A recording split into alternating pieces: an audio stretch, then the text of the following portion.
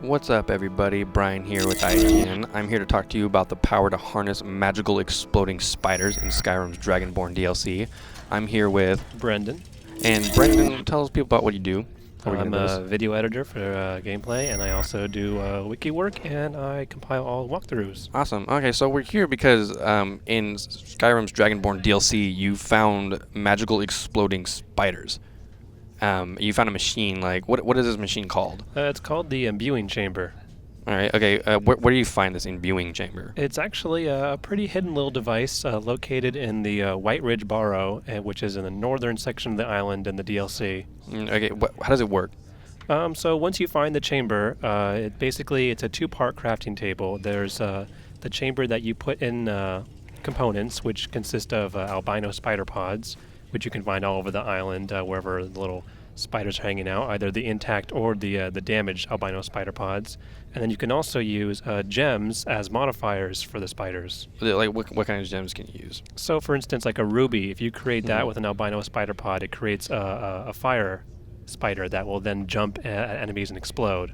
Or you can use the damaged one and create an exploding spider that, when placed on the ground, will explode when people get nearby. Yeah, like as you see right here, like I mean, you pulled out two spiders.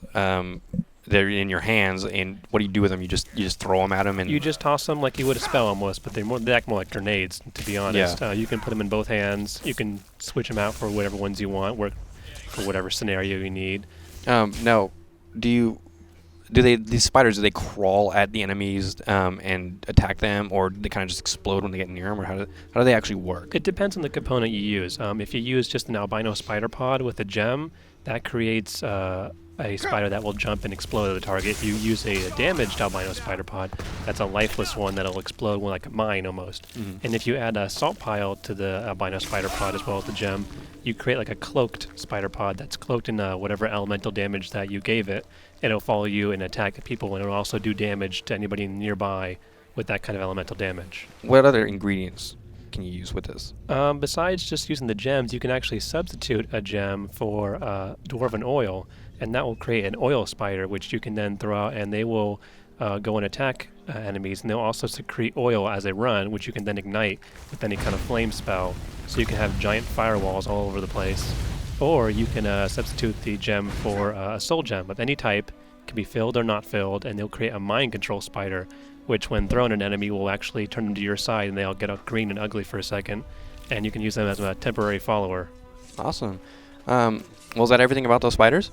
For the moment, yeah. I mean, for anybody, I mean, it's not a quest in any shape or form. It's just kind of just a secret. Not really an Easter egg, but just a little, entertainment, fun. There's something entertaining about throwing hordes and hordes of spiders at people and just watching them explode everywhere. Yeah.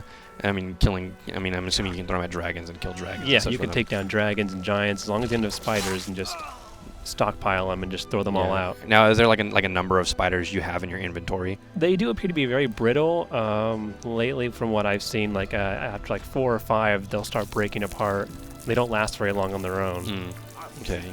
Well, all right. Well, thanks for all that information, Brendan. For more on Skyrim's Dragonborn DLC, make sure to keep it locked right here on IGN.